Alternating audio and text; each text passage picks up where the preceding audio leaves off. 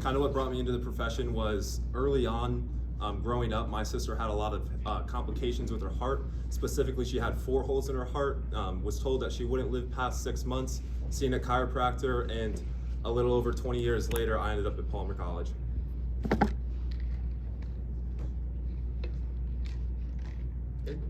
Yeah, that's it. You seemed a little busy, so. I want to know what he was doing. Ignore me. I'm like the ghost in the machine. All right. Hey everybody, my name is Alexander Simmons. I'm a current 7th try student, and my father's a chiropractor, so I was raised in it, obviously. But there's a lot of people that were raised in a chiropractic household that aren't chiropractors. So what really led me to the profession is I have severe peanut allergies.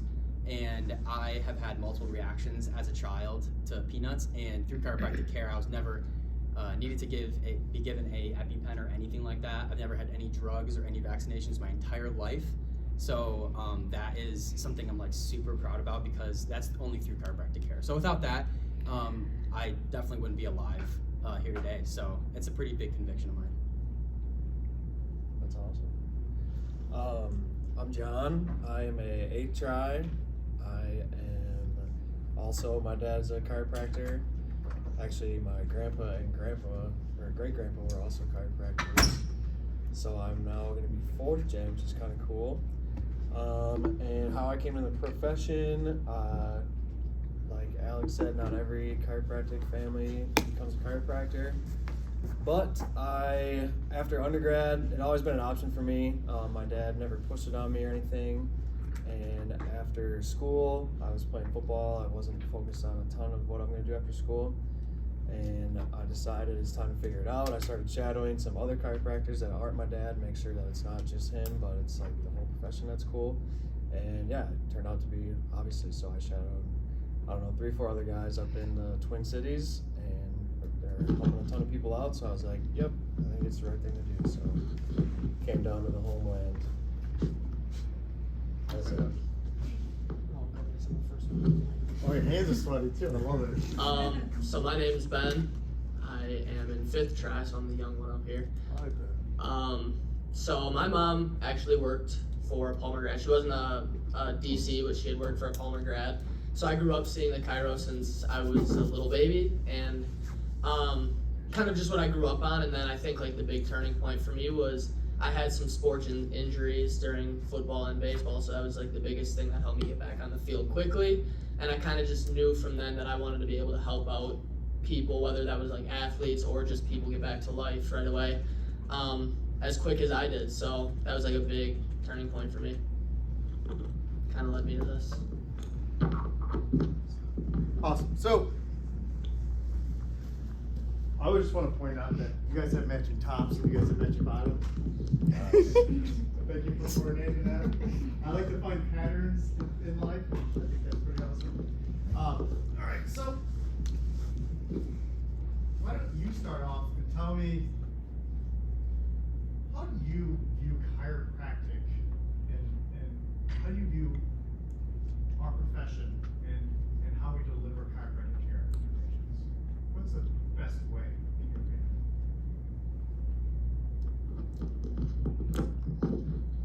The best way, that's kind of a loaded question. We have such a wide scope of practice that there's a lot of different ways to be a chiropractor and a lot of ways to practice. To me, chiropractic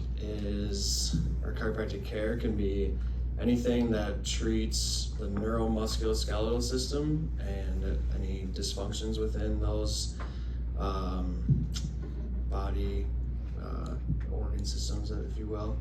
And I think one of the main quotes I guess I like about chiropractic was a BJ quote about not treating the disease or the symptom to match, or not treating the disease or symptom, but rather treating the organism to build up and be able to withstand the environment, rather than treating the organism or the symptom of the disease. You know what I mean?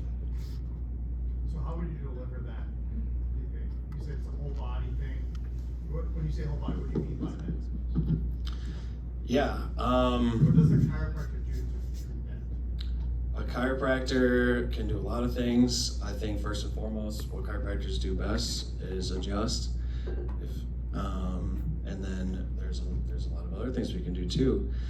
I think a really good way to deliver chiropractic care is to use a rock solid analysis assessment. There's no better, like someone does something best versus not, but I personally use a lot of movement analysis. I think movement-based pain requires movement-based analysis and assessments, and then that can really key you into areas of dysfunction, which aren't always the source of the pain or like the site of the pain, but they can be from a different source. And I do think a good way that chiropractors deliver care, a good factor or characteristic of chiropractic care is that each patient is very unique. Our little slogan that we use a lot is N equals 1, meaning people presenting with similar case, like pain symptoms and history and stuff like that, can require completely different treatment to address what's actually causing their pain. So I think the chiropractic profession is top tier in terms of treating each patient as very unique. How would you describe what a chiropractor does, and what's the best way, in your opinion, of how to deliver that kind of care? Yeah, so something I think that to clear up as well is like a lot of terminology. So like I'll be like using terminology that a lot of people probably haven't heard before. Yeah, And lay it down, dump it down for us. yeah, so I'll be very meticulous when I use the word treatment, and I'll just put it at that. So what we do, specifically our position, for those of you that don't know, knee, chest, upper cervical, we analyze the nervous system, and that is the really most important aspect that we're looking at, since it does control and coordinate all bodily system and functions. So we analyze the nervous system, and when there is interference in the nervous system, particularly in the upper cervical region, we perform a adjusted thrust in hopes of taking pressure off of the nerve or whatever, correcting the interference that is present that may or may not produce symptoms, and then that will give the body the optimal ability to adapt and heal itself from there on. So it's more of a, instead of a treatment basis, it's more of a deduction thought process. So we're all going to be chiropractors. Everyone in here, we're all going to do our own thing. You guys are doing your own thing, and what I want to drill down to is what exactly is it that you do? Okay, you said movement-based assessment. Part of it. Do you care? So do you care about the movement of the body? I think that chiropractic isn't necessarily concerned with what the chiropractor cares about necessarily, because chiropractic isn't an opinion, it's like a principle. So the principle of chiropractic, it's like a law, universal law, like gravity. So when there is Keep it to the tour. Just talk as the tour, not as the opinion. Okay, so yeah, I think movement's really important. I work out all the time. I'm in the gym constantly. I wrestled in undergrad. I've actually torn my labrum, and I've had a reverse pancreas fracture on my inferior glenoid, and I've fractured my humeral head in the same position as well. So I mean, I definitely have a good understanding of what rehabilitation and movement can do, for sure. Is there limitations? To movement? Well, I want to say, because I want to drill down to the knee chest. Is there limitations to what we would call the movement assessment, a movement-based assessment versus delivering chiropractic care in that way? Yeah, I would say there's limitations to anything, of course. However, I would say the limitations would be if someone is fully functional. I guess I would say, I don't know what the analysis would consist of there. Whereas with us, since we're not concerned with symptoms, someone could come in and give us zero history, and we would be able to analyze them personally to them, because every patient is different, I agree with that. And we would be able to help them. still. So I think that it gives us a big advantage because, you know, you can help people that aren't able to even articulate properly what is happening with them because we're looking at it from a deductive approach by looking at the nervous system. So, let me ask you this, is this a yes or no question? Is every person in the world a chiropractic patient? A candidate or a chiropractic patient? Should be a chiropractic patient. Under care, yes. From your movement assessment, is that fair for me to call it movement assessment? And I'll just call you knee chest? Is that Yeah, knee chest is a broad spectrum, but I would prefer like KCUC, but yeah. Okay. Yeah, I mean, movement assessment is just like part of what we do. It's not like I'm just watching someone move and that's my scope there. Why do you watch them move?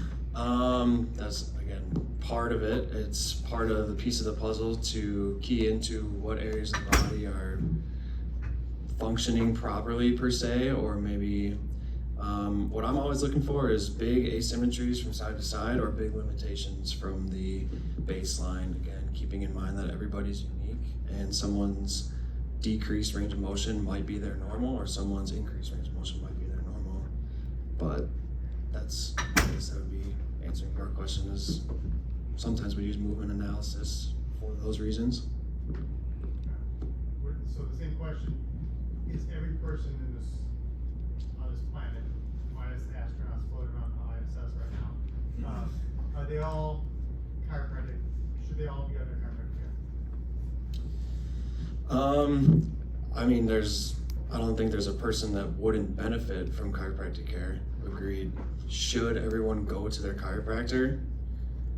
I mean, I'm not gonna say someone has to go pay money to see somebody if they're living just totally fine. So what I'm trying to pull out of it, you guys are being really nice to each other. Other people are. If you want, we can continue dialogue. I have a lot of points I'd like to make. Because what I'm hearing is, you're treating more injury.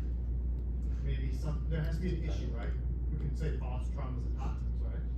Would you agree with that? Yeah, absolutely. Would you agree that we treat thoughts, traumas, and toxins? No, I wouldn't agree with that. Ooh, so we got some, here, this is what I want. I want the difference. Yeah. I wanna know, not what's the same, I wanna know what's the difference. So why do you say no to thoughts, traumas, toxins? So there's a big misconception with chiropractic that thoughts, traumas, and toxins cause vertebral subluxation. That's just not true.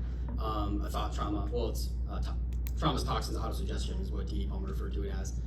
The inability to adapt to those is what causes a vertebral subluxation, and that we don't treat that because that may or may not produce symptoms, right? So you can only treat symptoms. Treatment is medical care given to a patient for an illness or injury. So we can't perform a treatment on something if they have zero symptoms. You know, you could have neurologic interference but no symptoms. If you have, you know, let's say you could have pressure on a nerve and have no idea, and it's going to, let's say your spleen for hypothetical reasons, right? And now your spleen is not working properly and you have no idea, you have no symptoms. You could have immunologic decrease often and not get sick because, you know, other areas of your body are able to compensate, adapt, and overcome. But it doesn't take away the fact that it's still interfered with and that the end organ is suffering. I wanna fight against your symptom. Just to analyze what he said there, not to interrupt. No, I want the. Yeah, I just want to paraphrase what Alexander said so the entire class kind of understands where he's coming from. He, briefly put that thoughts, traumas, and toxins don't cause a vertebral subluxation, but the inability to adapt to those three things is what causes a vertebral subluxation. So the end result, though, is a subluxation. The end result via the inability to adapt. Little man, no one likes the little man, right? But yeah, the little man, but the injury, okay. Right. It's like, I just had a thought right now. I'm probably not subluxated, so they don't cause subluxations.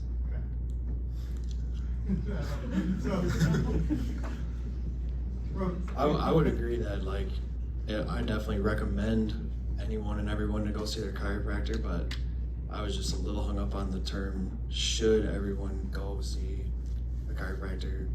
I don't know, sure, maybe once every six, like a dentist, once every 6 months, sure, that's fine.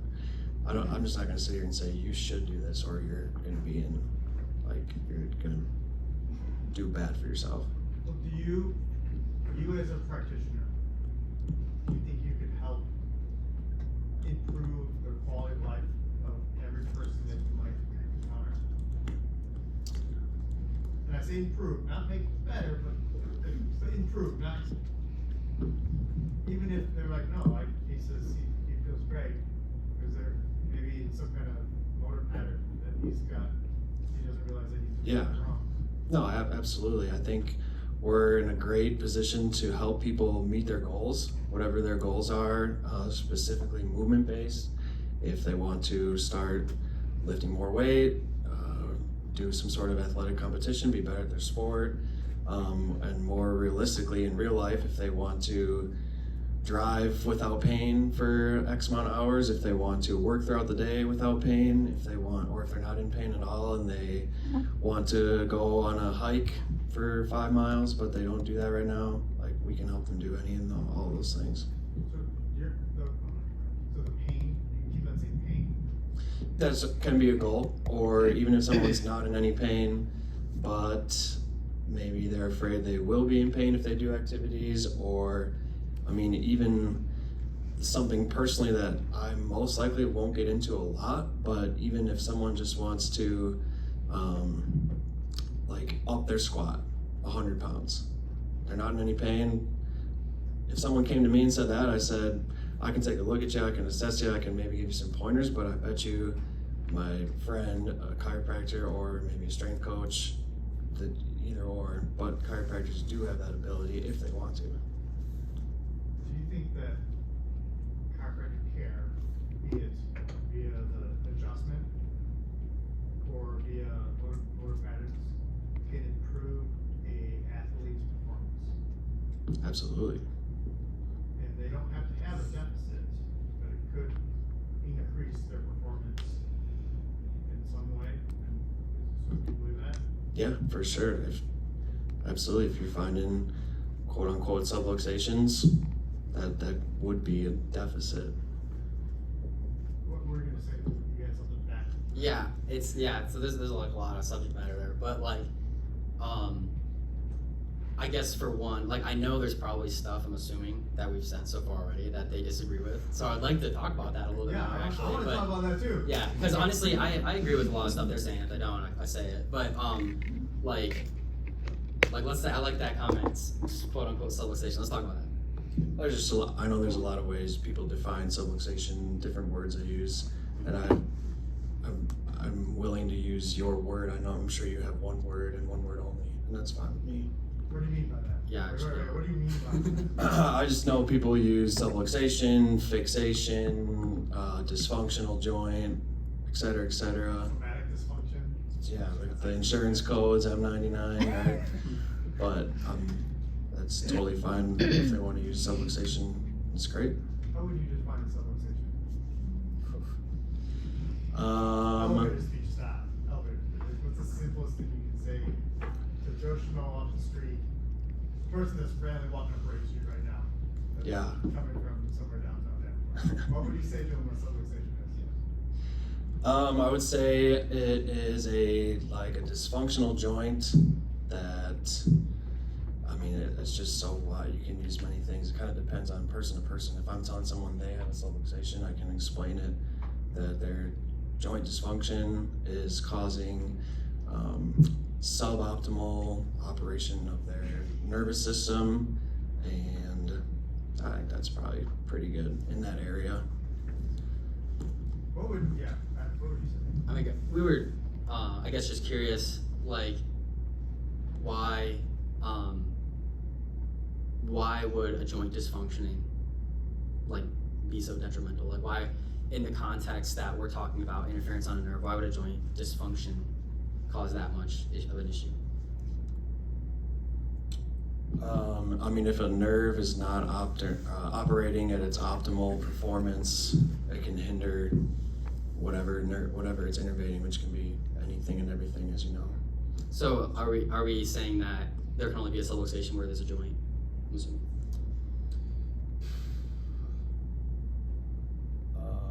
To my knowledge, sure, but I'm not willing to claim that for the chiropractic profession. Gotcha. I'm assuming you don't use the word. Yeah, I've used it. Oh, okay. I don't mind using it. Okay. Yeah, I was just gonna say, so just so everybody's aware as well, we use a pretty like delineated definition, and there's 4 components to it. It's a misalignment of a vertebra. That includes a foramen, specifically the vertebral foramen, and then causes pressure on a nerve, and then ultimately results in interference on the nerve. So that is what we're assessing when we assess the patient, is we're looking for that specifically, because we know that that one thing could produce symptoms and may not as well. To dive even deeper into that, you don't need to have, in our opinion, and what the literature says is you don't have to have joint dysfunction to have that end result of interference put upon the nerve via the pressure, pulled on or against, is what the literature says, to put, interference on that nerve, and we know that that is a bad thing always. How, Yeah. Well, I want to hear what you have to say. Well, yeah, I'm kind of hogging it No, here. you're good. I had a, Talk. well, all right, go ahead. We need 4 mics is what we need. We need 4 mics. 4. This is Palmer. We can only afford 2. Just raise the We rates. have air conditioning right now. Do you want me to We're all run next sweating door? in here. I Want guess me I to see if had there's 2 next door? 2 questions. We have all of them in the school right now, right here. That's what I was gonna ask. Yeah, trying to debate on which question we want to hit you with. But my question was, how do you know joint misalignment is what causes a subluxation? And then you also said you don't need joint dysfunction. If you don't need that, then I guess how do you know there is a subluxation? Yeah, that's a great question. So for one, we don't use the joint at all. So the joint could be malfunctioning, but there could be no subluxation present, right? Because that's just not how it works, obviously. But as well with that is when we're talking about misalignment, we're talking about the vertebra itself in reference to something else, right? So what we reference specifically in our analysis is the foramen magnum, where the brainstem exits the skull, and then we are analyzing that reference to the atlas.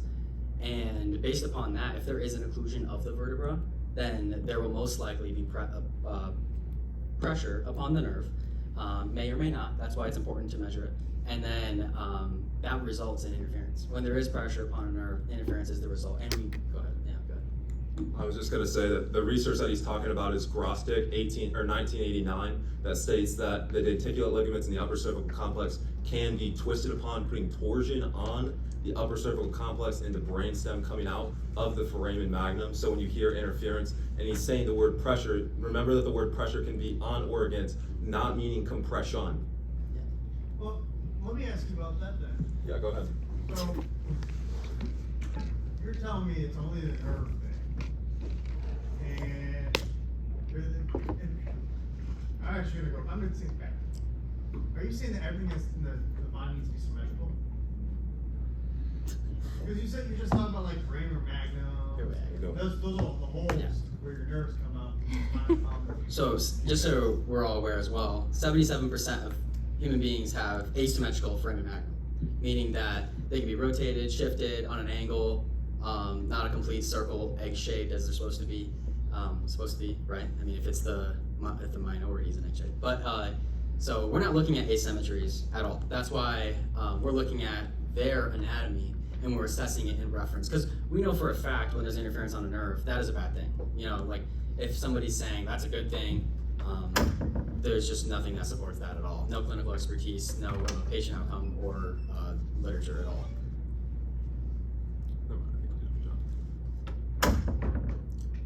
Say that again? Let's find some differences here. You don't get a whole track. No, so I had a question, and this is Let me yes. Okay, so you're correcting subluxations. What are you correcting when you do your chiropractic adjustments? Because you do functional assessment, but you still adjust, correct? Yeah, absolutely. If there's joint fixation, subluxation, get that thing out of my office. We're gonna blow it up. What's more important? The functional movement of the body or the subluxation? It depends on the patient. N=1, man. It depends. Like I got a question real quick. How do you know there's a fixation? palpation. So Is usually. I'm not trying to be like rude here, but like no. with Be rude. with I wanna fight. with what we're trying to do here is like we're trying to basically use all the components of like an evidence-informed practice with using patient goals, you know, like he mentioned earlier, the best clinical research that's available, and then along with that, our clinical expertise as well. So if we're trying to use the best evidence that's available, I think sometimes like saying that you can palpate for one, a fixation, which I don't think carries much weight anyway, personally, but like, even if you could, I feel like there's probably, it's probably not backed by a whole lot of evidence. I mean, there is a research study Kelly Holt did in 2015 that showed that interreliability between docs looking at intersegmental joint fixation was about reproducible 50% of the time, so flip of a coin. So, and that's just for the joint segment, not even looking at like just one vertebrae. That's like two joints together or two vertebrae together. So I think like, I'm just saying, I'm not trying to be rude, but like, I feel like that would be kind of lacking in that area, personally, just for me. Okay. Personally, for me, like motion palpation is a super strong tool to feel when a joint needs more motion induced into it. And that's, I don't know if that categorizes as your subluxation or not, but that's when I feel like an adjustment is very warranted. So would you be like, would all four of you agree that, I don't agree with your subluxation definition at all. Just as much I think that you guys are lacking in yours. So, that's my personal chiropractic belief. And hopefully you guys all can think for yourself too. But within that, what is the purpose of what either one of you are doing? And how are you gonna deliver it? So let's just talk about deliverance, right? You say sometimes you adjust, sometimes what is the other thing you do if you're not adjusting?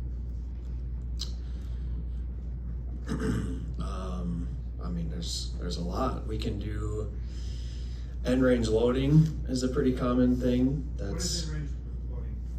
End range loading would be basically a step below adjusting in terms of force in a joint complex.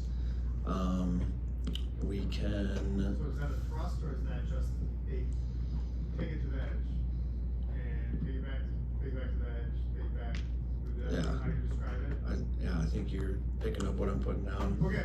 No, yeah, you're right. Absolutely. It's pretty much getting the joint to end range, putting load upon it, and a reason why we do that is not just to treat, kind of like you said, it's not treatment. That's more of an assessment to see how symptoms respond. But that's another thing we do other than adjust, other things that we can do. So when you do that, what is the mechanism you're trying to do? Or I'm guessing what you're telling me is Sure, you I can. find it, when I say, I don't think you tell me if I'm right or wrong. So you find a fixation through a certain movement pattern, and you bring it up to that fixation. You're not taking it through to remove the fixation. You kind of bring it up to it and back off. And that either you can use it as a way to check to see if it causes other issues, like other findings somewhere else in the body. Would I check? Sure. So if you take a joint to end range, you can affect type 1, 2, and 3 receptors. Type 4 receptors in your articular joint receptors are pain modulating, and when you bring joints to end range, you can activate types 1, 2, and 3, which can decrease the pain descending modulation there from the brain. It can be super powerful in terms of assessing what joint is lacking motion in whatever direction and what motion they may need. Sometimes it can be a directional preference, sometimes, many times it isn't, and they just need motion in general. And that's kind of where end range loading comes into play. Did this happen in the extremities? Yeah, absolutely. So you adjust or take to the in range for extremities too? For sure. Okay. So not just the vertebral section, it could be other things too. It can be, yeah. The rule of thumb we use a lot is to rule out the spine first, because it can be such a common source of symptoms and pain and dysfunction, and then kind of delve into extremities. But yeah, extremities are for sure on the table. Do you adjust extremities? No. Why? We would have to have proof of vertebral subluxation in order to adjust. So since there's Are there subluxations in extremities? no, it's missing a lot of the components, for one, being a vertebra, but then as well, you'd have to have misalignment, occlusion of a foramen, and then pressure put upon the nerve, and it would interfere with the nerve impulse as well. But another thing, I did have a question as well, is you talked about you being able to feel if that joint needed to be pushed through its end range of motion in order to establish more motion in there. What if the facet orientation was abnormal, like we discussed earlier, how there's asymmetries in the spine, asymmetries in the entire body? What if the facet orientation is asymmetrical and it's completely opposite on one facet? Or let's say with the upper cervical complex, the condyles, which are asymmetrical in 99.9% of people, if one is flatter and one is more steep and it feels like it's gliding a lot smoother and not on the other side, does that mean it needs motion introduced when there's a physical barrier stopping it? I personally, again, I don't claim to know everyone's personal beliefs, but I personally believe that each joint needs to have competent ranges of motion in the 3 planes of motion, sagittal, coronal, transverse. And anytime I can feel fixation in either of those, any of the three, any combination or individual, that it's beneficial for the joint to be thrusted upon to induce that motion. Even if the motion is normal because it's just a steeper condyle or facet orientation is opposite of what we're assuming? If they don't have the motion, yeah, again, structure not determining function. If they don't have that motion at that specific facet orientation or condyle, like you said, they are gonna make up for it elsewhere. And if we can have an effect, a non-invasive effect to adjust into that, and again, like I said, have an effect on that motion, then it could be beneficial. And if it doesn't change over time, like, I don't know, a short 3, 4, 5 weeks, and if you figure out that you're not making changes with that adjustment, I'm not gonna sit there and thrust on them for the rest of their lives and hope that it'll change. But yeah, it can be a good, like, process to kind of rule things out. We got a question here. I don't know if this will apply to both of your groups, but like, do you believe in adjusting either top down or bottom up? Is that something that either of you do, and why? Yeah, we look at the entire nervous system from the above down, inside out, completely opposite of the allopaths, right? They look at it from below up, outside in. It's a great question. What she wants to know is, you look at the butt first, or do you look at the ceiling first? Yeah, like I mentioned, we start at the top and we work our way down, above down, inside out. Okay, well, don't call me out, Pat, if I just this. But you don't do, hold on, I'm gonna come back and follow.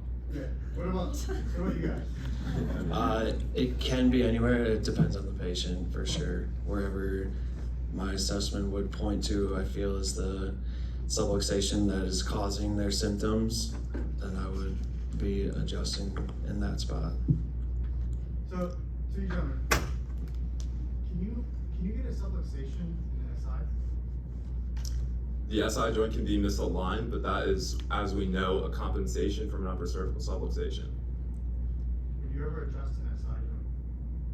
How would I know that it even needs the thrust? If it needed it. But how? I'm asking you if you found fixation, would you adjust it, or will you have to find something above and let the body correct itself? There's no pressure on a nerve there, so I would never adjust something that doesn't need it. Okay, well, piriformis syndrome. What are you adjusting there? Well, no, I'm asking, what's the pressure on a nerve? Or sciatica? Neurolemma? There's no neurolemma in the CNS, and there is in the PNS. So like we said, there has to be interference on the nerve. Pain is just a symptom of having maybe irritation on a nerve, like the piriformis. I'm talking about like increased range of motion, say the fixation. Right, but like as we mentioned earlier, like as per the definition of Palmer, a subluxation is a misalignment of the osseous structure, occluding a vertebral foramen, putting pressure on or against a nerve that interferes with the nerve function. Don't throw Palmer came out there. But I mean, Palmer's the one who said it, not I. DD had his own idea of subluxation, BJ, and then BJ put X-rays in, and everyone's like, "Oh, you're a heretic," and then now Mixer. we're gonna take X-rays now, and so it's like it's a part of it. So I think the profession's always evolving, especially the use of subluxation, because then you go talk to orthopedists, and why are you guys crazy to call it subluxation, right? It's like, no, it's not subluxation.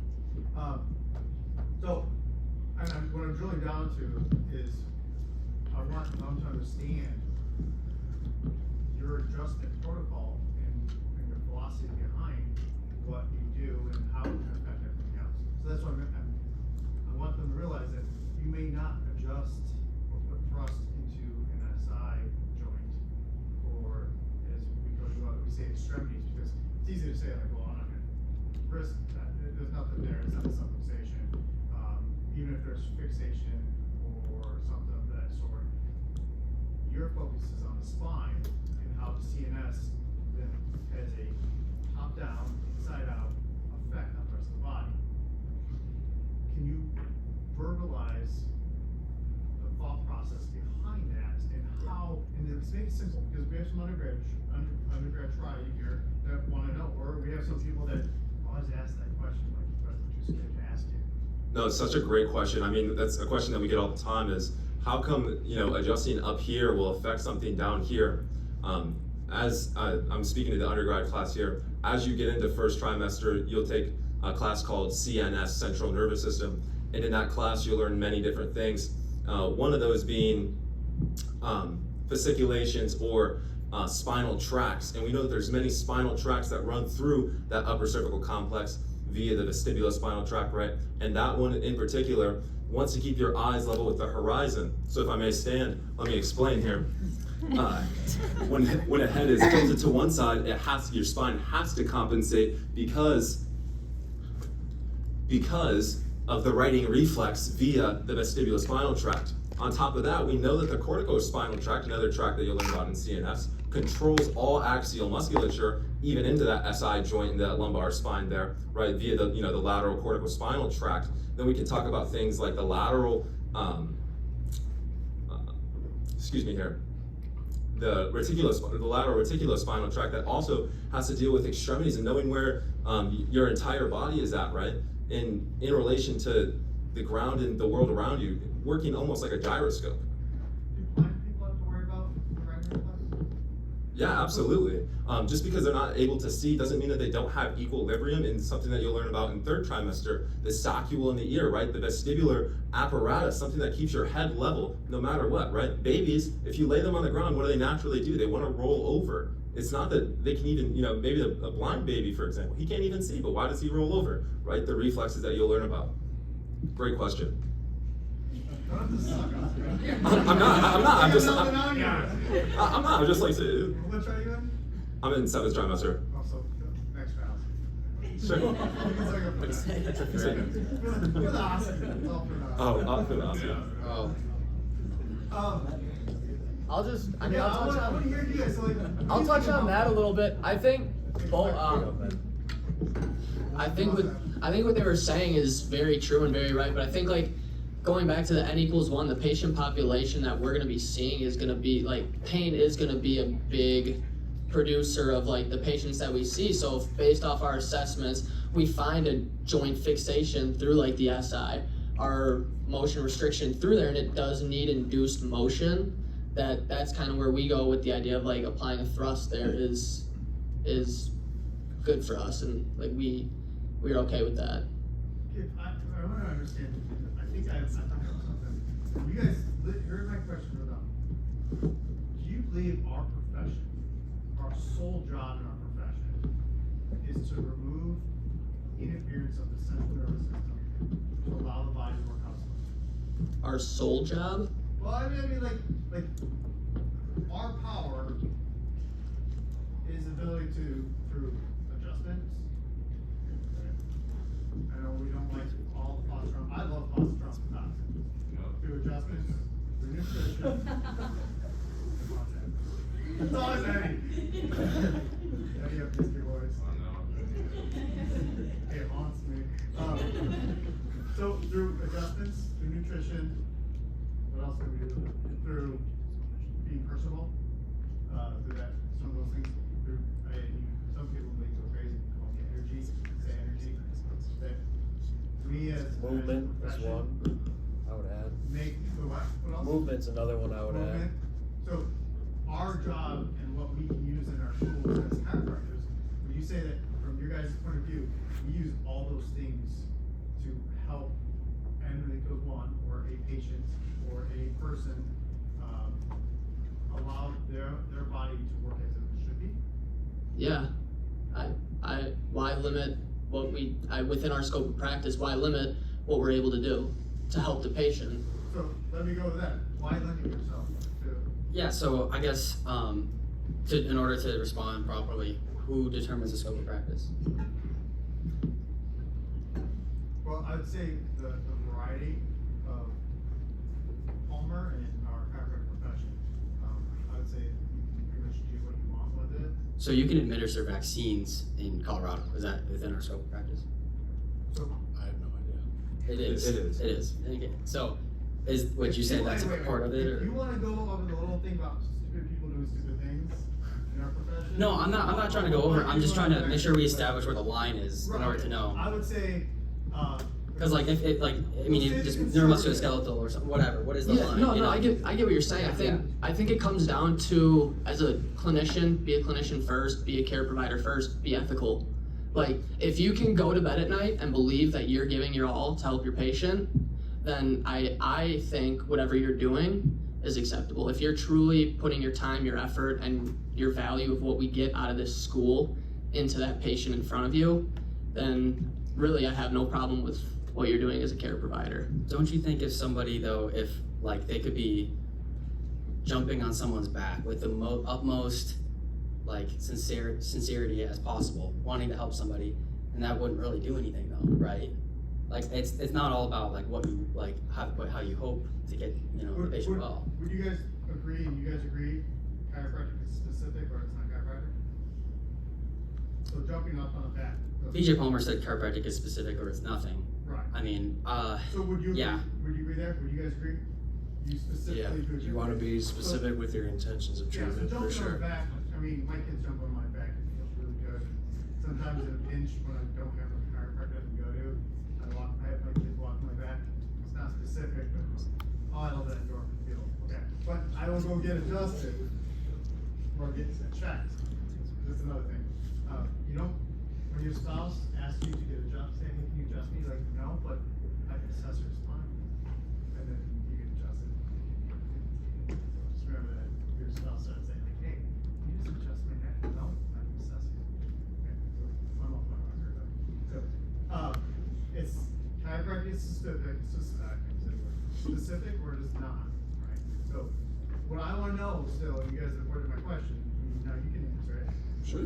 Why limit yourself and not adjust other joints that aren't in the vertebral area? Right, we talk about chiropractic being specific, but before we even dive deep into that question there, I think we should take a second and talk about what is chiropractic, right? Because I can be super specific, like Alexander mentioned in the state of Colorado with a vaccination, or in the state of Oregon, a minor surgery. I can be super specific in that intent, behind the minor surgery or that vaccination in the state of Colorado. Is that chiropractic? I think that begs a deeper question first that must be answered before we can dive deep into that question. Well, I mean, that's what is chiropractic? I don't want the little things here. What was your question? I'll answer it real quick. Yeah, I want to know. I mean, I can answer it, but Yeah. Without talking about vaccines, we'll have to pull someone off the street that disagrees with us on vaccines. Why would you limit yourself for your technique? I want to know what's so important about your technique. Everyone in here wants to know what's so important that you don't find it a need for it to adjust an SI. right, I understand your question now. I think the reason that some may perceive what we do as limiting is we care so much about the nervous system and nervous system interference, and we're the only profession that can tackle that, right? Whereas in other professions, you're allowed to do other things. And as you mentioned in the chiropractic realm there, what we're allowed to do, so many other professions are allowed to do those things as well. Whereas we're the only profession that can deal with neurological interference and correcting that cause. So we had upper cervical here 2 weeks ago, and we had SOT. And you guys would you say you agree with like SOT? Honestly, I don't know enough about it. Okay. Well, from an upper cervical standpoint, they were hell bent on saying no. You really only have to adjust the top 2 segments, and everything else below will fall in line. So are they more chiropractic sound than what you would say? Because obviously you're saying more chiropractic sound than with them, and you might find some similarities with SOT. SOT leaves off everything in the middle. They're only up and down. And they don't really care about thoracics. Okay, it's like everything in the middle. Just throw that out. Why? And this is what I want to pull out the why. Why for the segments that you treat, or you Adjust, give attention to, why those are so important? because And give me the other reason yeah. why the other ones are not as. Okay, yeah, so really big takeaway is that the atlas is the only vertebra in the entire spinal column that is not held in by interarticular osseous locks, meaning it can move around freely. It can actually spin around in a 360 if no ligaments and tendons and held it in its place. So that makes it a very movable bone. In fact, there's actually been, we're talking 300, 500 studies on range of motion in the upper cervical region, normal range of motion and out of alignment. And so it is proven that that area of the spine can misalign. And when it does misalign, it puts pressure on the most vital part of your entire body, which is your brainstem. The first thing that forms in the womb, and that keeps you alive, keeps your heart pumping, medullary ischemic reflex, sends all that information to your hypothalamus, the relay center that controls thoughts, axial musculature, peripheral musculature, anything. That's what is all controlled by is the brainstem. Brainstem controls everything. So if that area that has the most movement out of the entire spine becomes misaligned, it puts pressure on the most important area of your entire body, not just nervous system, which we know controls everything, most important part of the entire body, then you're gonna have very serious complications. And that's why there's so much research backing up Parkinson's, fibromyalgia, MS, nocturnal uresis, like anything you can think of, because that area controls so much. So that's why we choose to focus on that area. Also, we know, which we're less concerned with pain, right? Because obviously, I would much rather have low back pain than MS, for one. So like, obviously, you know, that patient is just equally as important to us, but I would hate to neglect the person that has nowhere else to go when you look up what happens when I have MS and they're like, oh, nothing. We can try to cover up the symptoms with drugs, but that's it. And there actually is a reason behind that, and we're able to help with that. Why would you not focus on that area? You know, so that's kind of more is when we're able to scientifically break down why this is happening, and then just kind of at the same time refute the opposing evidence, it's, you know, that's just not what we want to do. So obviously, like someone that has SI joint dysfunction, you would have to first of all know that that's causing the pain, first of all. And if you somehow did figure out that's causing the pain, is it being misaligned because the vestibular spinal tract, lumbar spinal tract, cortical spinal tract is all being desiccating in the brainstem, and now there's interference on it because the head is tilted, and now that my pelvis has to compensate because of my head is tilted, and now it's causing a fixation in the SI joint, and maybe that would go away if I just corrected the one thing instead of put multiple thrusts into the patient and just kind of said, well, in 3 weeks we'll see if it's better after a couple of treatments. We want to analyze it a little more specific than that. That's kind of the whole basis of it. Would you say you're a perfect patient? I can ask you, what is your perfect patient? Anybody with a nervous system, right? We want to make sure that everybody's nervous system is clear of interference. Right. So, and that goes back to my original question. Everyone. Yeah. Okay. That's what we said. We know you say you guys disagree, correct?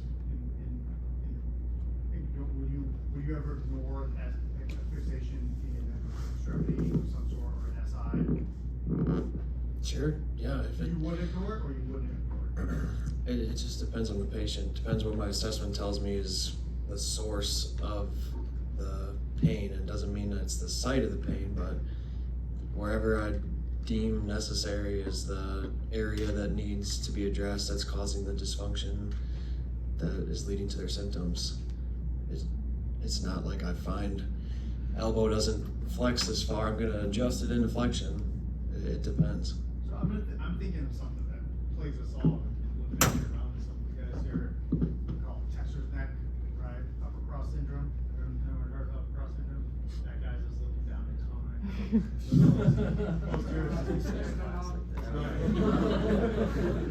It's a good south side right there. Good south side. But like, as you see, like everything in the back, we see like how the environment influences our body and how we carry ourselves. Like you said, the anterior head carriage. Do you guys believe that adjustment of an upper cervical or even any segment would counteract that kind of thing? Would it counteract upper cross syndrome? Yeah, I would. The adjustment would absolutely be very helpful in putting motion into this. If we're gonna go upper cross specific and we're stuck like this and we have no extension, we can put extension into that joint and it can help. Now, will it be the be all end all? 99. Can you just use an adjustment to fix that? Or do you need to do more? You guys are gonna get tired of this, but it depends on the patient, is my answer. It can absolutely be one of the most powerful tools, and I would be quick to use it, but I wouldn't want to limit myself in just adjusting them and saying, come back in X amount of days and we'll give you another adjustment and hopefully it works. Where's my ART back then, girl? Where's she at? Where you at? Hey, what do you think? Can an adjustment fix upper cross syndrome? No, Why? I just think you'd need to do more than an adjustment. Like what? I would do exercise for it. Exercise. I would like exercise. do ART on the tight ART. muscles. What's ART stand for? Active release technique. What does that do? Releases the tight muscles, to put it simply. Hey, this isn't about me now. Get on up here. This whole educational process is about all of us, right? So, are you seeing that it's a tight muscle issue, or is it I just don't think that like, a weak muscle issue? I just don't think that it will, upper cross is like, the combination of tight and weak, so. Does that have anything to do with subluxations in the vertebral column? Yeah, like it could, but I don't think that you just adjusting is going to take away your upper cross syndrome. So you might need a mechanical approach, musculoskeletal approach? Yeah, I'd see probably something might be lacking, like stability-wise or mobility-wise. So you think adjustment can't just fix that by itself? No. And I'll add that it just depends on the patient again. An adjustment might address someone with upper cross might have too much stability somewhere that they need more mobility. They might have too much mobility somewhere else that their body's locking down and having too much stability. It's up to you to be the clinician and figure it out. So if someone has, I guess first let me ask you, do you believe the condition of upper cross syndrome exists? Yeah. Okay, No. Or, I'm curious, how would you treat it then? yeah, that's my. Well, I guess to go back to where we started, we don't treat. So we don't treat symptoms. Being that, do you know what caused the upper cross syndrome? You might know how to relieve some of the symptoms of upper cross syndrome, but do you know what caused the upper cross syndrome from happening? And I'm not saying that it wasn't posture, because it might have been, right? I'm all with you on Yes, this. but I think we're gonna be careful when we say, what was the cause of it? When we don't really know, we don't know, we will never know. But now how you treat it might change, right? Right, yeah. So we don't treat, so we're not going after the upper cross syndrome. Now, what's amazing is that like we said, once again, all the axial skeletal musculature, peripheral skeletal musculature, holy smokes, I can't talk, is all controlled by the relay center between the brainstem, the corticospinal tract, all that's being relayed, posture control, all those tracks that skate in the brainstem, right? So all of that and where it's at as well is being protected by the brainstem. So if there is interference on somewhere on the brainstem, that could cause miscommunication between where this is in space and where the brain, thinks it is. And then we have maybe now a movement pattern that's wrong, right? And now you're guarding something. and now you have whatever, and now you're leading to that. So what is the ultimate cause is the big thing as well. And the patient wants, once again, they're coming in because they have upper cross syndrome. They want that gone, right? You know, they don't come in because I have nervous system interference and I want that checked. They come in because they have upper cross syndrome. So they come in and we're assessing their nervous system and giving them the most, or the best opportunity possible to deal with that, what they're dealing with. And I think the lack of confidence of an adjustment coming from you guys is because when you say adjustment, we say adjustment, it's completely different. You know, you're not measuring the foramen, you know, that's causing pressure, you know, and then interference and as the result, and you're not using 3D imaging to see where the vertebra is at in the first place. It's more mobilize the joint. And once again, we go back to, is the joint malformed? Is it asymmetrical? So now we're introducing motion to an area that might not even be the cause. And then we're saying, well, it's not working. Well, we didn't look at it deep enough. That's why we have to be specific and be analytical in our analysis. What do you use to find a subluxation? You don't find a subluxation, but Where do you use to locate one? yeah. How do you know where to adjust? How to know where to adjust? That's a great question. We, you know, as upper cervical doctors, analyze the entire nervous system. We do that via the Titron because we know that the blood vasculature is supported by the nervous system, right? And we can use the Titron and pattern analysis to determine when to adjust, right? Now we can use, as Alexander mentioned, CBCT, the gold standard of bony imaging, to figure out, is that bone actually rotated? Is there actually a misalignment up there? You know, Guyton Hall says it can rotate 5 to 8 degrees. We want to know that. Does it misalign? How far does it misalign? You know, we want, you know, we're trying to look into all of that instead of just broad generalizations. What if, I guess I had a quick question. Sure. So what if you adjust, like, well, I don't even know how to say it because you guys said you don't treat. But what if Adjust. your adjustment then to address their upper cross, would you say that? That would be a treatment. So what if whatever you're doing for the patient who has upper cross, what if it's not working? Then what? It's a good question. So for one, I'd just like to point out that this would be a subset, so it wouldn't denote the rest of my argument. But still, if that would happen, then maybe you would look to other things and say, maybe, is my analysis correct? Do I know they need to be adjusted? Do I know that this is happening at the right time, right place, right manner, right subluxation? Is the listing correct? You know, that is things you need to take into account. You don't just go and abandon the whole idea of how when there's interference on the nervous system, there's dysregulation in the body. Would you guys ever refer within our profession To to another chiropractor? another chiropractor? I guess if you felt that that person was better suited to take care of the patient than you should. I would say morally. And not just refer, but also manage care. I mean, the end result of our care is we're making sure that the patient doesn't have neurological interference. So, I mean, if we're setting out and achieving the goal that we set out there, you know, making sure that the patient doesn't have any neurological interference, I don't really see the need most of the time. You know, there as you mentioned, abnormalities and anomalies, and it does happen very, very infrequently, you know, where you might need to do something like that. But when you know, as a chiropractor, set out, all right, this patient has neurological interference, and my goal is to help that patient not have neurological interference, you know, and you would achieve that goal, why do they need to see somebody else? What if the patient doesn't give a crap if they have neurological interference or not? They don't. None of them do. So You're not gonna question that. yeah. Let me ask this, because upper cervical, let's just be honest, upper cervical ribs to sell themselves. They what? They have to sell themselves. Yeah, I would say chiropractic as a whole is Like our definitely so. profession, we have to sell ourselves. Yeah. But then within our profession, and that's the safe goal that we're in right now, where we go, we have to kind of sell our philosophy. And we have to find people that maybe either, I don't want to say sell, I hate that. You're right though. Find no, not marketing, that's summer class. To make it look appealing to them. You have to Yeah. find someone that Educate is the word we use. But you have to find someone that might also have the same philosophy as you and agrees with it, because we can talk about like chiropractic biophysics and thinking that you can go back and change, I'm not gonna say it, but like the philosophy that you can change the structure of the spine from Wolff's Law, everything that happened, and how deviations in talk about degrees of lumbar or a lordotic curve or a kyphotic curve can affect the spine.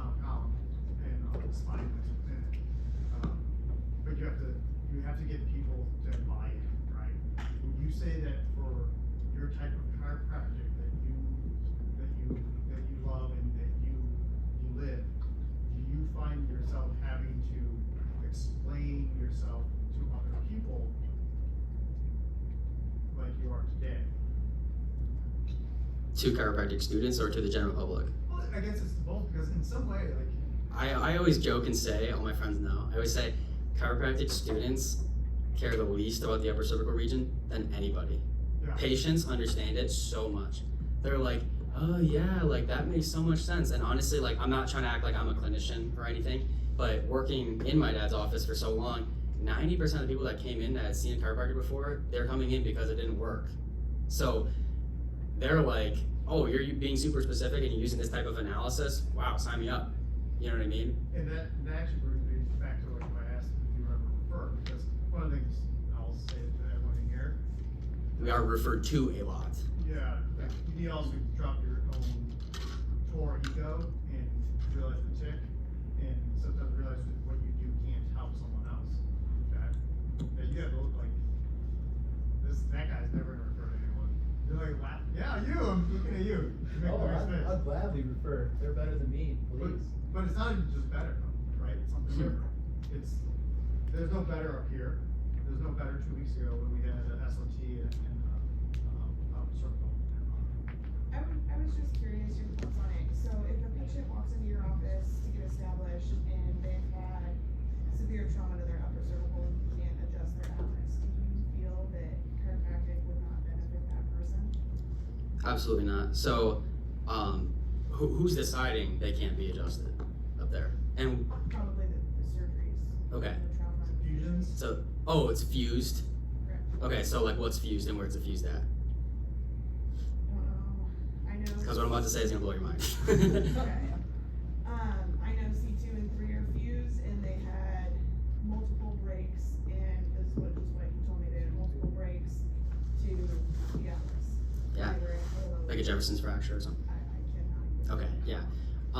So actually, Raymond Domanian, for those of you who don't know who this is, the inventor of the MRI, say that again, the inventor of the MRI, has done extensive research. What did you say? He's a medical doctor. Yeah, he's a medical doctor. He went to Albert Einstein Medical School in New York. He's an engineer as well. And he's done extensive research on the upper cervical complex. He actually did a lot of research on people that had fusions from C2 down. People that had insane upper cervical traumatic experiences and were on 30 to 50 drugs a day and under upper cervical care. Well, it's mainly because of the CSF congestion that they were having. They were able to get amazing relief. And once again, this is not a chiropractor doing this research. This is the inventor of the MRI, a medical doctor doing that research. And he said it was safe and effective. So I'm not saying we do everything based on what the medical profession says at all. But what we do is so calculated, so specific, and so gentle that we don't have to worry about it because we know we're putting it the right way. We're not like, hopefully this is the right way. You know, we're like, we know for a fact this patient is better off without pressure on the brainstem, without causing interference on the anterior jugular vein, which is draining CSF from the skull, which causes CSF congestion in the skull, which causes invagination of the cerebellum out of the foramen magnum, which causes more compression on the brainstem, and then results in ataxia or whatever injuries. We know they're better off with the care we're going to give them. So that's why I struggle. And I'm not saying, you know, it's hard to make an absolute and say every single person, blah, blah, blah. But that's what's so important about what we do, and we don't take it lightly. What's the difference between you and Yuka? Good question. So that's an orthogonal technique, meaning that they analyze the spine and they want it in a straight line. We are a neurologic and foraminal approach, meaning that we analyze the nervous system, and that's our end goal. I would much rather have a scoliotic curve, head tilt, all this stuff going on, and no nervous system interference, than have a straight spine with nervous system interference. Does that make sense? Because that is what controls. And like you said, structure does not determine function. So that's why we don't go after that. We just believe that's the wrong area to be focusing on. So you said structure doesn't determine function. Isn't that like the definition of physiology though? Like structure determines function? No. No. Because you Or can. maybe not physiology, but, or maybe anatomy, I don't know. You'll hear that a lot in school here, but Okay. Yeah, I I don't mean, think it's so. something that I've heard in like past anatomy classes too, so I was just like, Yeah. Not to be rude, but like our bodies are smarter than that. Yeah. okay, yeah, I mean, I agree with that, I'm just Mm-hmm. clarifying. I'm to see any literature proving that. So So Alex, just a question for you, and you guys can chime in on this as well. I I hear that you're frequently talking about literature that's proving or explaining the cerebral subluxation complex and the effect it can have on the overall nervous system, which is something that I'm aware of. That there are RCTs and double blinds that do prove the vertebral subluxation complex, but for whatever reason, and specifically I've had interactions with members of your club who say that they actually don't believe in subluxations whatsoever, that it's not scientific. Just how much research is there that proves the vertebral subluxation complex? Yeah, so just to make a minor correction, we don't believe in vertebral subluxation complex, but we do believe that when there is interference on a nerve due to a vertebra being misaligned, that causes very bad outcome as a result. And there is tons of research. I mean, we're talking literally probably, if you want to go by credibility or size of study or type of study, we could, I mean, yeah, Tyler loves research as well, so he can go off about that. I mean, I want to open Let me it. first say, like, no one really cares about the veteran. No one cares about tons of research and saying the word tons of research. I don't care about that right now. What I want to hear is I want students in this class to be inspired, to be able to realize that chiropractic is not the way you do it. It's not the way you do it. It's not the way upper cervical does it. And I think more specifically with more Duca, but we don't currently have Duca on campus right now. And SOT. What I want to know is I want students here to identify. I want them to start to like put themselves in groups, right? And I feel like, would you guys agree that there's a large passion here on the left side, right? Yeah. Shut up, Eddie. No passion over here, Doc? There is passion. Would everyone, does everyone, I'd say I'm more confused on what you can do. Like, Sure. You mentioned on the end is one. And That's yeah. I wanna know more. I wanna Okay. know- I was gonna say I'd have kind of like 3 main points that I kind of believe in. Yeah, what are those 3 main points? The one was n equals 1, so we hit that one. The other thing, another main thing we like to do is empower patients to do things outside of our office that can help reduce their symptoms. And Like what? well, it depends, but a lot of times they're movement based, exercises, different lifestyle advice, but there's a lot of different things patients can do for themselves in the other 23 and a half hours in their day, other than in our office, that can help reach their goals sooner and make them more long lasting to where they're not, what's that? What's the third thing? So patient dependence, n equals 1, and Ed, I'm just going through it myself, Big Eddie. shave your mustache. Go, Ed. Scratch the nails though.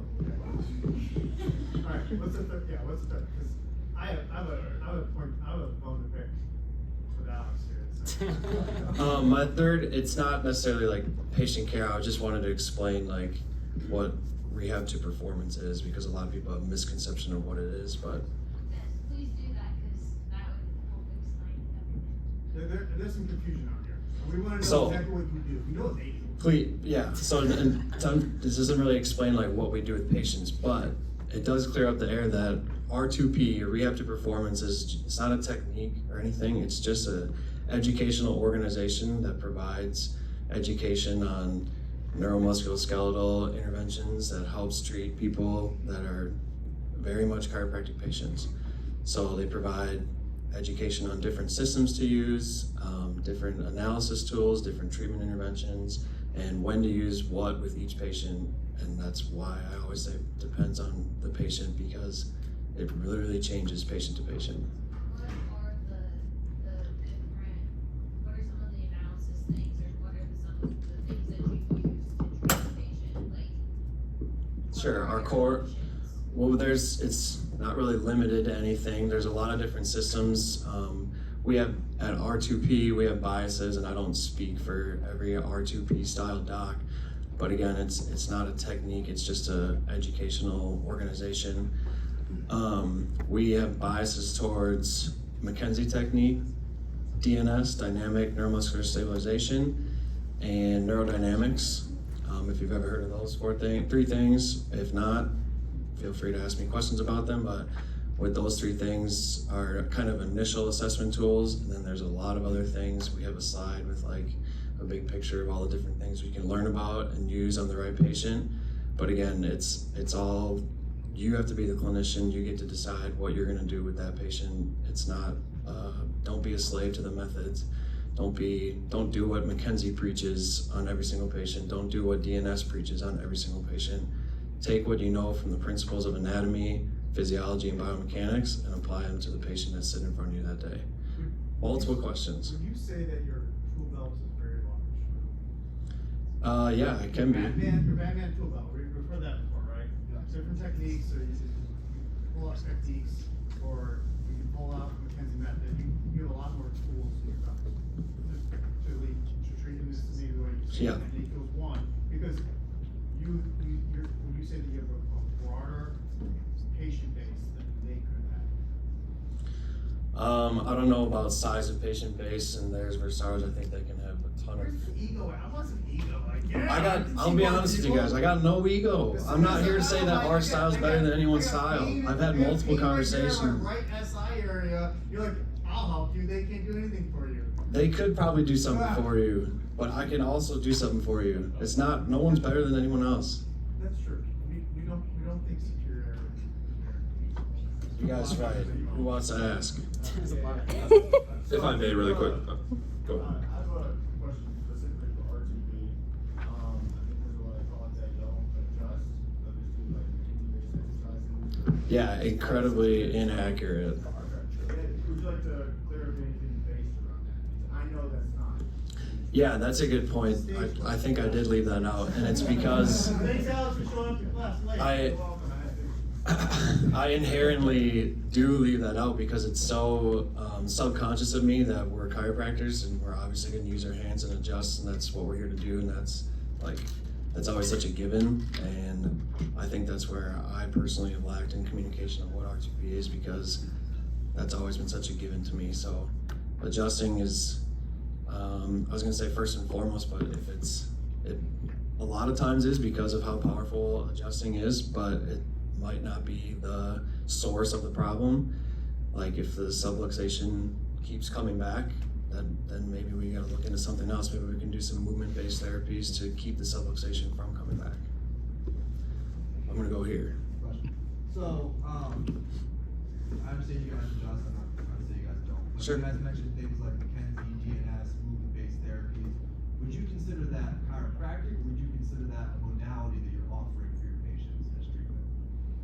Yeah, I mean, I 100% consider chiropractic. I think anything that affects neuromusculoskeletal systems is kind of how I've decided to define it, is chiropractic care. If we can have an effect on someone's pain, why not include that within the chiropractic scope of practice? And I want to answer that. Well, I hear what you're saying. You also got to be careful doing it that direction, not to realize that I got friends that are PTs that will, I can adjust. You know, they can't. Just, they not specific, so it's not an adjustment. And I got my, what's his name? He's over at the pain clinic on Maple Crest. He's a DO. I did a workshop once with him and a PT, and he's an osteopath. And let me tell you, the scariest thing I've ever seen is watching him adjust the PT. Not adjust, manipulate the PT's neck. Oh my God. Some of those ring-dinger guy. Like, I have more faith in the ring-dinger. Watching this DO just be like, I just like to go and like do this rotational thing where it's like Snap, crackle, pop. like this, and I was like, ooh. I was like, that's gonna be malpractice on him, not on us. Doc, if I may, you hit something earlier that I just kind of want to go back. I thought it was so ingenious of you to mention it and kind of got past. I'm getting to it. He's Give me a pulling second. you over now. No, I'm not. Honestly, you passed over it. And that is if you don't, class, if you don't, no, I'm not sucking it up. It was a good way to put it. If you don't take anything else away today, I think the biggest take for your entire class is, you said what inspires you to be a chiropractor. I think that you should dive deep into what is chiropractic, and that will, help define your chiropractic why as you, define what is chiropractic, and that, as I think you were mentioning earlier, inspire why am I even here? What am I doing? What is chiropractic? If you don't take anything else away today, try to figure out for yourself what is chiropractic. Yeah, and from that. I agree with that. And also what you were saying, and what she was saying, RTP. Adam, we'll get to you. You came an hour late. I know. Yeah. I had class. Oh, class, my bad. Okay. Assessment is what I think I said. I want assessment. No, but what you're saying, I want to take that. It's funny, we talk about upper cervical, we talk about all these different techniques. I actually don't think ART. I do ART. I do CrossFit. I still use it today.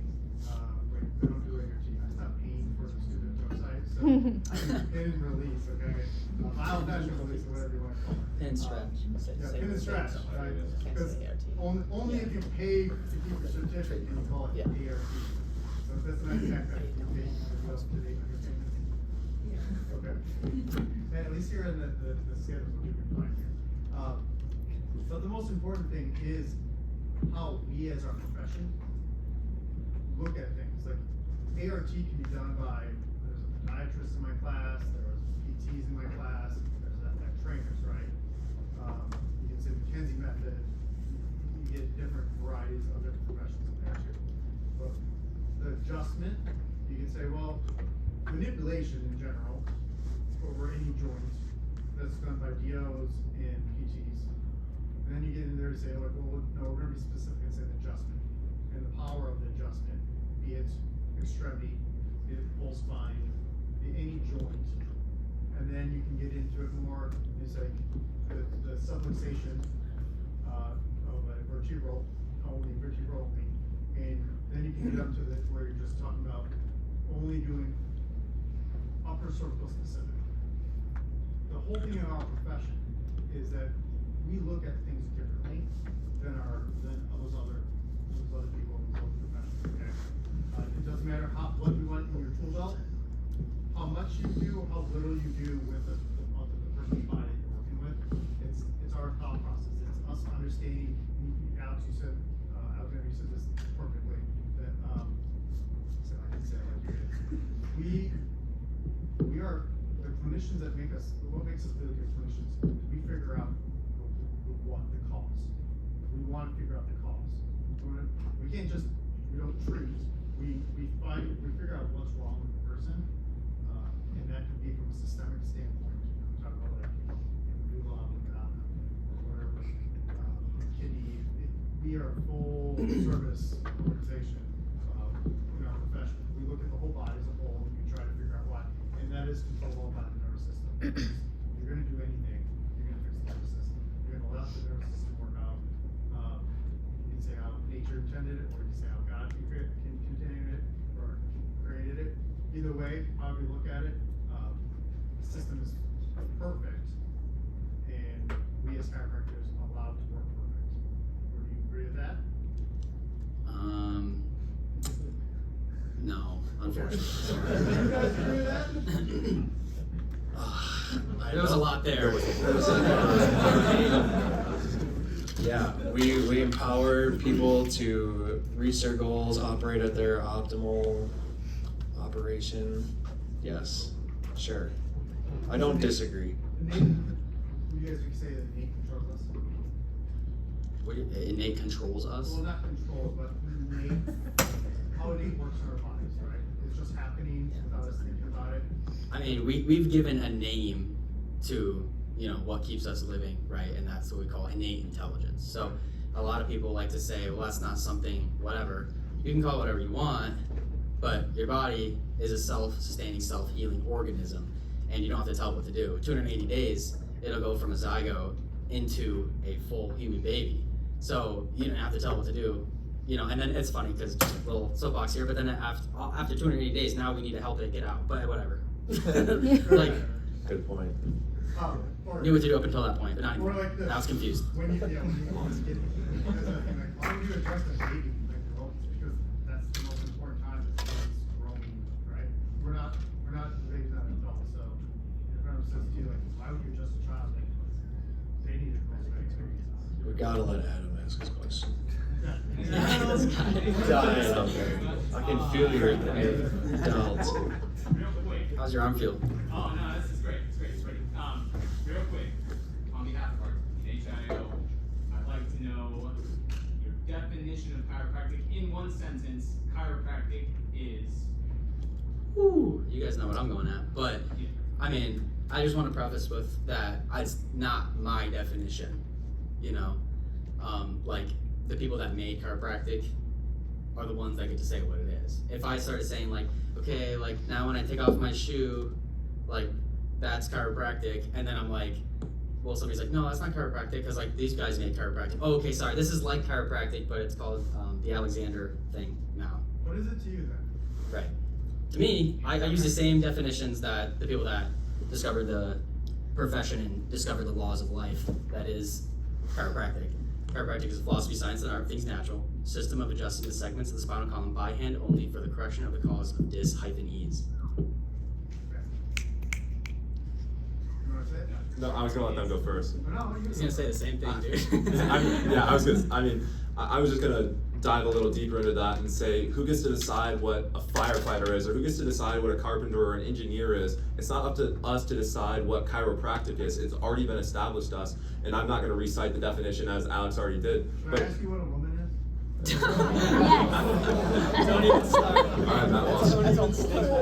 Let's dive in. How much time do you have? How much time you got? Let me take it. I'm free all day. You guys see that on the flyer, okay? Yes, absolutely. Do not answer that question. Are you sure? I'll I answer. don't wanna know, and I don't think anyone wants to know what you know. Right. To dive, go ahead. But Well, I got who gets to decide what a carpenter gets to build, or who gets to decide what a firefighter gets to help somebody with? Is it just putting out fires, or are they're not allowed to help someone who's bleeding put a Band-Aid on?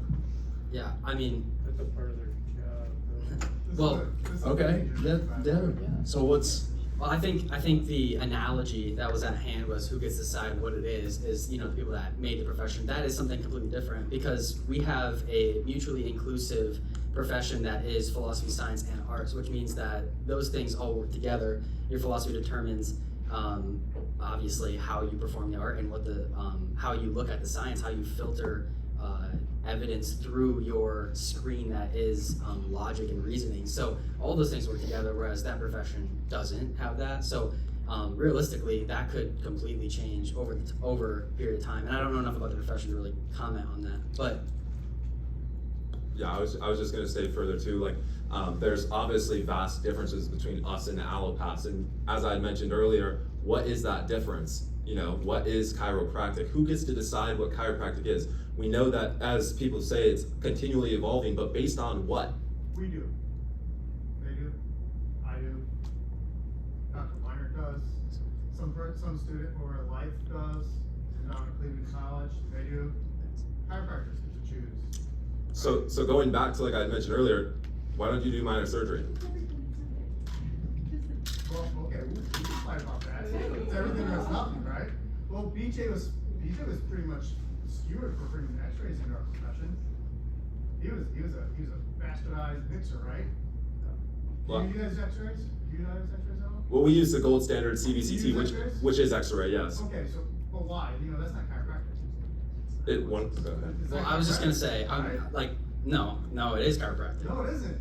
Yes, It's it is. allopathic. Well, what is the definition of Did a chiropractic? chiropractor invent X-ray, or did an allopathic person do it? What do you say? Did a chiropractor invent Neither. X-ray? Or did like an allopathic? Neither. We were the first profession to incorporate in 1910, discovered 1895. Quick fact for you guys. But we incorporated X-ray, and then a lot of people left Palmer. For those of you that don't know, a lot of people left Palmer and started actually at schools down the street, a couple blocks down, and they said BJ's Mixer is mixing the medical profession with chiropractic profession, because back then they were like, it's got to be done by your hands, got to be done by your hands. But once again, BJ Palmer, one of the developers of chiropractic, developing what chiropractic is, and he sought to use the science and said, you know what, the philosophy is that we want no more pressure on the nerve. He said, if that science can prove to us and give us a better analysis as to how to do that, then we're gonna use it. Because he didn't care about full spine versus upper cervical, rehab versus not. He didn't care about that. He wanted the best outcome. So that's chiropractic. What do you say? What you just said, that's chiropractic. Well, no, but like I said, like that's what his goal was, right? So he used that and then used that to formulate what chiropractic is and set very specific parameters. And that became chiropractic. Well, the principle of chiropractic, which is taking pressure off the nerves. And you can only do that by an adjustment. So if someone could come up with another way to do that, that's still chiropractic, right? No, because like I said, the definition done by hand only for the correction of cause of disease. So no, it wouldn't fit into that description of what I mentioned.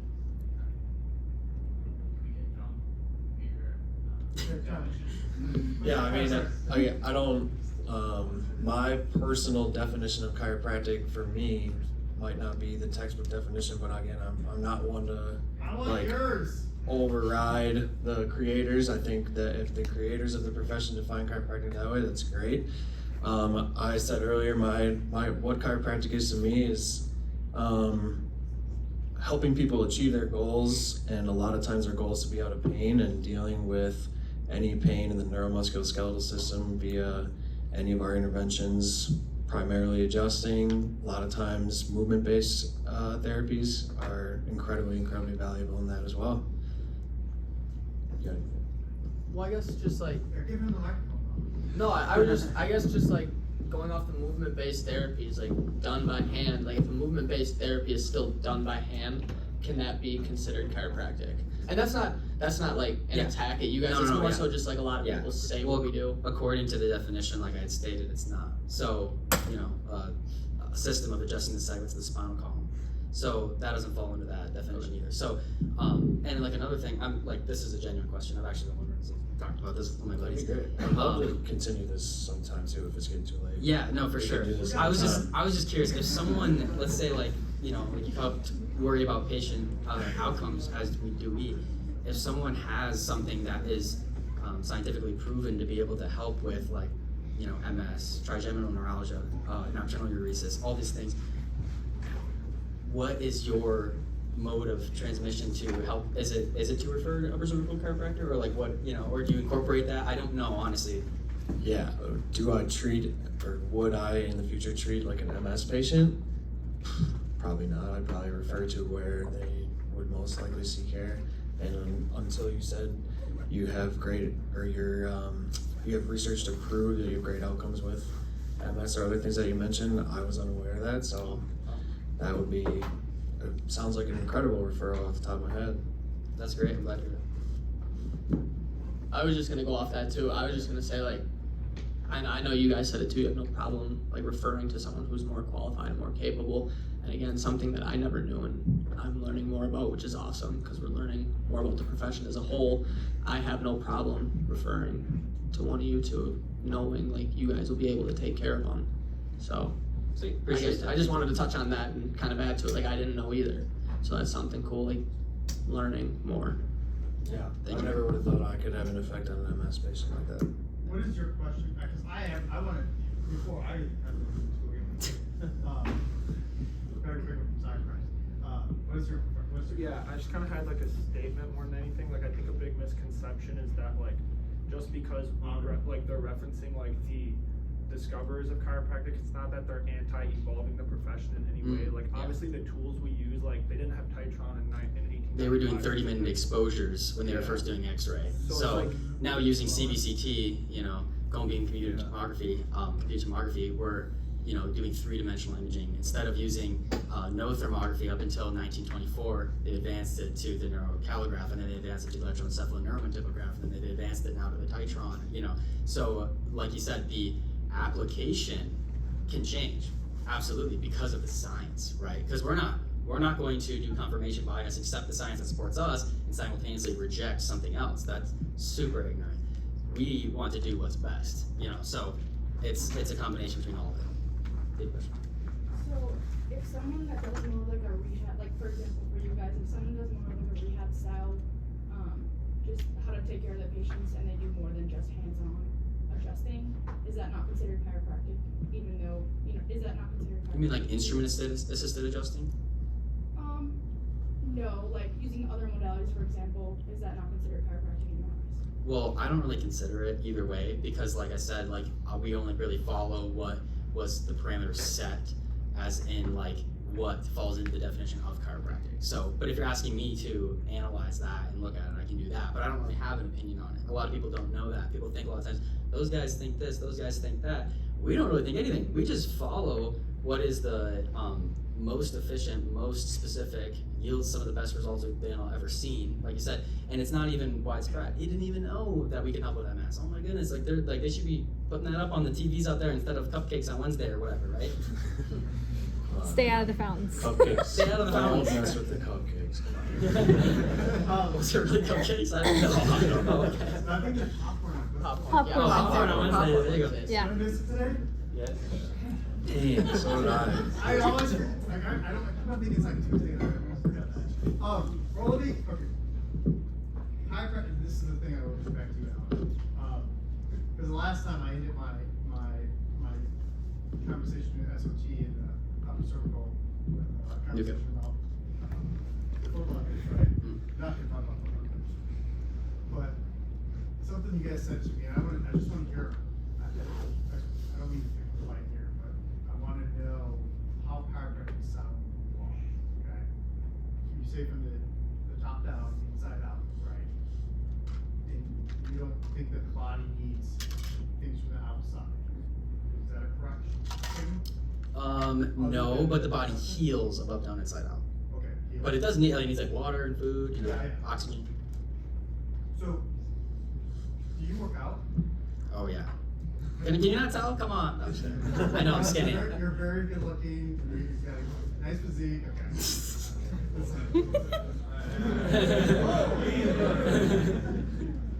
You're in the gym way more than I am. Okay. This is all natural. So my question is, and I kind of go to you guys too, is when people work out, right? I always tell my patients that we are all athletes. Okay? I'm an athlete, he's an athlete, she's an athlete. Okay? We're all athletes, right? And our body's always adapting to whatever things are on. So from a chiropractic standpoint, and a philosophy standpoint, why do we work out if we're never going to, it's all about adaptation, right? If we're never going to actually use that adaptation.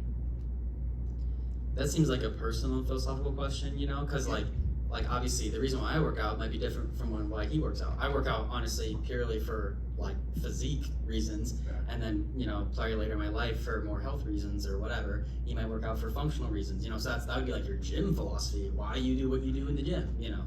So I'm trying to tie that in, and I'm trying to pull out where people might have like different thoughts, like why don't you find what they do important, kind of thing. I think that's the thought. I think that'd be more of a scientific discussion there. Yeah, but some of their motor patterns, whatever the goals of any one, right?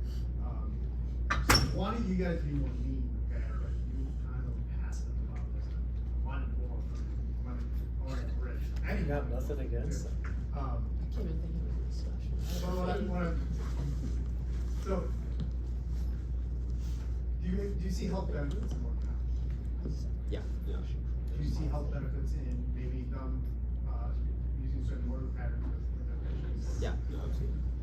And so from that, I see health benefits from drinking water, doing we're breathing talking techniques, about, whatever. We're talking about working out though. We're talking about Okay, working increasing out. muscle mass. Yeah, right? I'm sure being mobile, I'm sure there's health benefits to all those things. That's, you know what I'm saying? Right, and then I course. kind of go back to upper cross. I feel like nobody says it's not helpful. Right. Yeah. But then I go back to like upper cross syndrome, which is a weakness and a strength of one set of muscles and a weakness of others, right? And the only way to really kind of to fix that is to strengthen in one set of muscles that are intelligent to or intelligent. I know what you're saying. What is the word? One's a Contracture? antagonistic. Oh, antagonistic, okay. Yeah. So you want to do the antagonistic muscle, so there's the tone, it also causes the elements to relax, right? And you can correct that. So it's an outside thing, it's not an adjustment thing. for the same reason that I don't adjust someone so that they look like Mr. Olympia is the same reason why I don't adjust them for upper cross syndrome, because I'm not treating a symptom. It might help them with their goal. I'm sure getting checked regularly and adjusted when I need it and allowing proper flow to go from my brain to down to my organs, and my recovery time, my GI is working better now, my cortical processing is working better. That's gonna help improve my performance in order to look better because I'm working out better. What would you say to that teacher who spends, young people, let's say young teacher, who spends her whole time looking down at kindergartners all day long, and then when she's not looking at kindergartners, she's sitting at her computer typing, and then she's looking out at her phone, looking at TikToks, and she definitely has a, what would you guys call it? Anterior head carriage. Anterior head carriage, that's upper cross syndrome. You want to deliver her the best care, right? Yeah. Can you give her the best care with an adjustment without dealing with a musculoskeletal issue? So we want to do what's best for the patient, of course, but you have to be careful with a slippery slope as well, because where does that line end? Obviously, we're using something general like upper cross syndrome, but you could obviously take that a step further, and now they just have a little bit, and now they just kind of feel like it, and you can't really, there's no objective assessment that you can see that they do have an upper cross syndrome at all, but they feel like they do. Right now we're psychosocial. Now I don't feel good about this. Now I just can't seem to brush my teeth properly. Can you help me brush my teeth? Where does that line end? So for us to stick to what is chiropractic is a little bit more efficient, and we can spend that time elsewhere, whereas someone else, maybe an occupational therapist, physical therapist, whatever, can deal with the issues that they're more, I guess, looking for every single day. Whereas with us, we're trying to clear the nervous system of interference, which, like we said, is not the patient outcome, that is the analysis, right? So we want to use that with it more, instead of being like, okay, I'll come to your place and I'll help you brush your teeth, because that's what you want. So it's like, the point is, it's a slippery slope. Where is the line, and where that, I'm like yet to hear a line, So if they have scaling issues from being able to anterior care, and is affecting the vein, artery, and peripheral nerve, and it's causing their arms to be asleep in the middle of the day, not just asleep. Is that something to the point where like, that's getting too far? Maybe you need more than just this adjustment right now to address issues. Yeah, so it's important to understand, once again, that the body is adapting to things at all times, and there are certain things that you cannot prevent. So like an osteophyte that's encroaching in IVF, you'd be like, the medical professional is going to say the exact same thing to all of us in this room. At what point is it too much and you need to go in there and take it out? So that's like an argument that's like a subset argument. But like you said, I would say for us, once again, is patient comes into our office, and I would be pretty surprised if we were analyzing their spine this specifically and we were not seeing the results we wanted to see. And I'm like, and there's anatomical pathways we can go through, neurologic pathways, where once again with the writing reflex, and the scalenes are innervated by vagal tone as well. So if there is hypertonicity, a lot of the time it's trying to keep your head over back top your pelvis, which could be contracting and using all these accessory breathing muscles to do that. So in order to say that it's not because of that is a big blanket statement that's hard to prove. All right, I think we're wrapping up. Wait, I have a question. They didn't like that statement.